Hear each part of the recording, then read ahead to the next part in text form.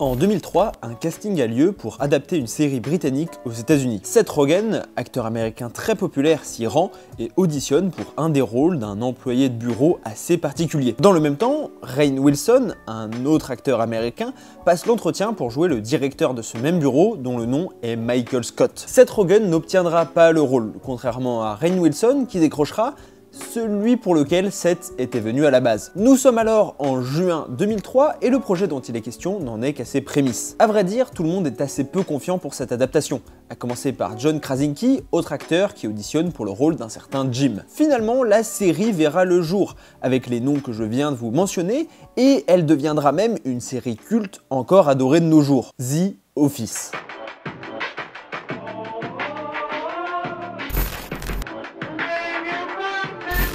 The Office est une série diffusée entre 2005 et 2013 sur NBC. Dans cette vidéo, on va se concentrer sur la version américaine. Parce qu'en effet, et vous le savez sûrement, mais à la base c'était une série britannique créée par Ricky Gervais. Elle est un peu différente, l'humour et le ton sont plus sombres, mais globalement on retrouve les mêmes personnages, avec des noms qui ne sont pas les mêmes. Il y a également une version québécoise, et même une version française. Si, je vous jure. Bon, c'est pas forcément la plus grande réussite de cet univers étendu, mais je me devais de vous le dire. What's up? Ouais, what's up? Ça va les Jones? Tranquille? Hey, idiotard alcoolique, t'es viré. Le mec à peine m'a placé pour en parler, tu sais. Non. Oh, moi c'est renard depuis ce matin. Ouais, parce qu'on est sorti avec ses potes de la Soji Métadine. Ouais. C'est le scénariste Greg Daniels qui va se charger de l'adaptation américaine. Il choisit donc de reprendre le premier épisode de la série originale pour en faire son pilote. Et d'ailleurs, c'est cet attachement à la série originale britannique qui donne cet aspect si particulier à la première saison. On y retrouve notamment le personnage de Michael Scott, assez antipathique, puisqu'il apparaît comme un gros lourd, mais on n'a pas son côté attachant et touchant qui arrive dans les saisons suivantes. Une caractéristique que n'a pas le personnage équivalent de Ricky Gervais. Ils vont même changer l'éclairage pour rendre le tout plus lumineux par exemple. Les scénaristes outre-Atlantique vont également décider de creuser plus en profondeur les personnages secondaires, pour leur donner plus de relief et les rendre plus attachants. La première saison américaine n'est pas une franche réussite en termes d'audience, et c'est seulement après le bouche à oreille et la sortie sur iTunes qu'elle commence à devenir populaire. Et oui, c'est les achats Apple qui ont probablement sauvé The Office. Finalement, la série est une immense réussite. Enfin, jusqu'à la saison 8 où elle s'effondre un peu complètement. Et on va essayer de comprendre pourquoi. Tout d'abord, une des grandes réussites de la série est son style documentaire. Cela lui donne un côté voyeuriste, mais surtout intimiste. C'est le fait de faire semblant qu'il s'agit d'un vrai documentaire ou reportage en l'occurrence. The Office est même tourné dans de vrais bureaux, ce qui est assez rare pour être souligné, ce qui lui donne également un côté plus réaliste. D'ailleurs, l'adresse du 1725 Slough Avenue à Scranton existe aussi, réellement. N'hésitez pas à liker la vidéo et partager la chaîne pour financer mon pèlerinage vers cette destination. Mais l'authenticité est aussi permise par le fait que de nombreux auteurs jouent dans la série, comme B.J. Novak ou Mandy Kaling. C'est d'ailleurs pour cette raison que ce sont des personnages qui travaillent souvent dans l'annexe, car parfois ils en avaient besoin pour aller écrire. Aussi, ça leur permettait de laisser beaucoup plus de place à l'improvisation, ce qui entraînait d'ailleurs un problème de longueur des épisodes qui dépassait régulièrement le quota autorisé. Bref, cela a donné une série à l'univers très particulier, mais qui a su assez rapidement trouver son public, et a même obtenu pas mal de récompenses dans les cérémonies, même s'il faut avouer que la série a moins bien fini qu'elle a commencé. Effectivement, à partir de la saison 8, qui coïncide avec le départ de Michael du show, The Office décline et ne parvient jamais à retrouver sa flamme d'antan, sauf à la limite pour le dernier double épisode. And then tomorrow, I can tell you what a great boss you turned out to be. Best boss I ever had.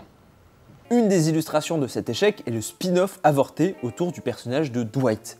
Oui, l'épisode où Pam et Jim vont dormir à la ferme de Dwight était censé être le pilote d'une série centrée sur la ferme Schrute. Finalement, l'idée a été abandonnée.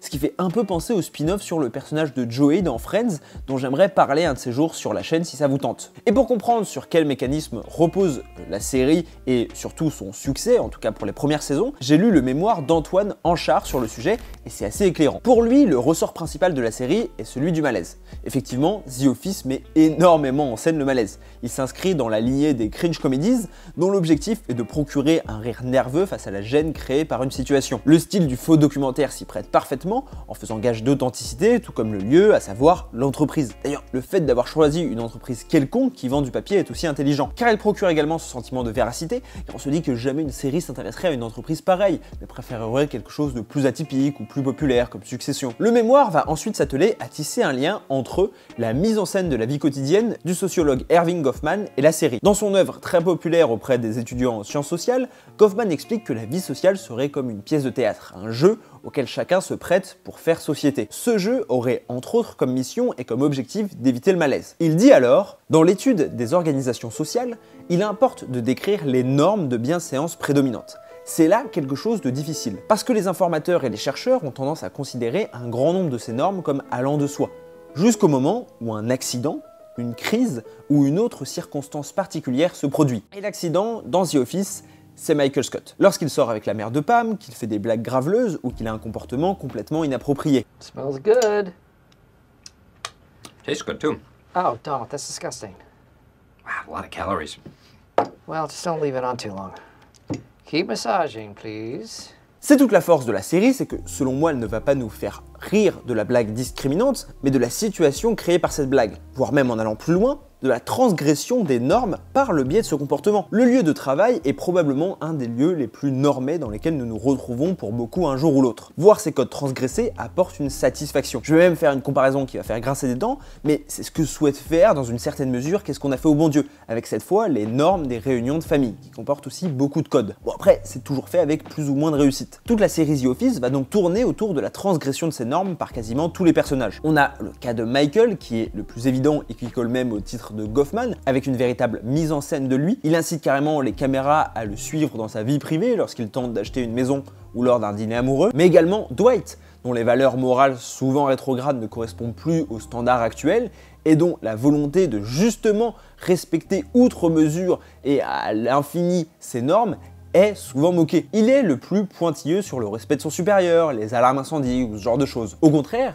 Jim, qui est probablement le troisième protagoniste, est dans une transgression sage. S'il est moins outrancier que Michael, il est malgré tout dans une mise en scène de lui à travers les pranks faits à Dwight, mais également les nombreux regards caméra qui sont devenus sa marque de fabrique. Et pour moi, c'est ça l'humour de The Office. Évidemment que c'est gênant et que c'est pour ça que c'est drôle. Mais ça marche surtout parce qu'on s'identifie aux transgresseurs, parce qu'on rêve de faire comme eux. Et je voudrais finir sur un autre aspect de la série qui est tout aussi important et moins porté sur l'humour mais plus sur le message qui est renvoyé. The Office présente le quotidien d'individus assez lambda, ayant un bullshit job dans une ville un peu perdue aux États-Unis. Bref, une représentation de la vie qui est clairement perçue comme un cauchemar pour le citadin en études supérieures que je suis. Pendant toute ma socialisation et mon parcours scolaire, on m'a dépeint cette situation comme étant la pire possible. Après être youtubeur évidemment. Mais en voyant The Office, j'ai presque changé d'avis. On voit des personnages évoluer uniquement dans leur sphère de travail qui ne semble quasiment jamais leur plaire. Mais on voit surtout des personnes s'épanouir en dehors, tisser des liens, vivre des expériences. J'ai bien conscience que le monde du travail est très loin d'être celui retranscrit dans The Office. Mais la série rappelle qu'une personne ne se résume pas à son emploi. Ça peut paraître évident, mais dans l'environnement dans lequel j'évolue, la question du travail arrive souvent dans les premières positions et va être déterminante pour juger quelqu'un.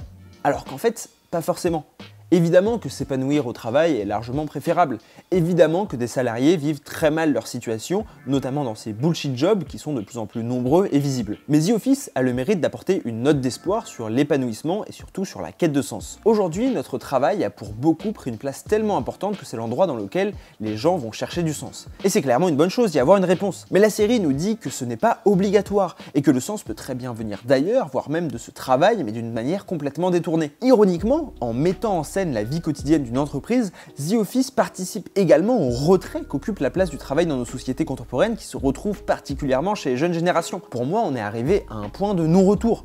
Et c'est pour cette raison que c'est une série réconfort pour beaucoup de gens, alors que théoriquement elle montre un environnement de travail qui peut paraître toxique de l'extérieur. Mais en réalité, The Office dépeint la vie de personnages et leur trajectoire au sein d'une entreprise qui brise les normes, les codes, mais qui permet surtout à chacun de trouver ce qu'il est venu y chercher, la reconnaissance, l'amour, ou simplement le salaire. Mais en tout cas, dites-moi vous ce que vous pensez de The Office. Je sais qu'il y a quand même une plutôt grande fanbase en France de The Office, dont je vais pas vous mentir, je fais partie parce que je suis un énorme fan de la série, mais je trouve intéressant de se questionner sur pourquoi ça nous plaît tant, quel est ce côté réconfort qu'on peut retrouver aussi dans d'autres séries comme Friends, mais qui apparaissent pour moi plus logiquement dans Friends parce que voilà, ça montre l'amitié, le fait de rester liés ensemble. En tout cas, donc n'hésitez pas à mettre un pouce bleu, à partager cette vidéo auprès de tous vos potes qui devraient regarder The Office ou qui ont déjà regardé The Office. On est en plein Novembre-Rose, donc c'est le moment si vous voulez partager la chaîne et les vidéos. N'hésitez pas en utilisant le hashtag Novembre-Rose, je vous retweeterai tous, je vous partagerai tous. N'hésitez pas également à me suivre sur Instagram parce qu'on va bientôt faire une rencontre abonnée dont les informations passeront uniquement sur Instagram, donc si ça vous intéresse, n'hésitez pas. On se retrouve quoi qu'il arrive mercredi 16h pour parler d'Hannah Montana. C'était Adam Bros. Ciao.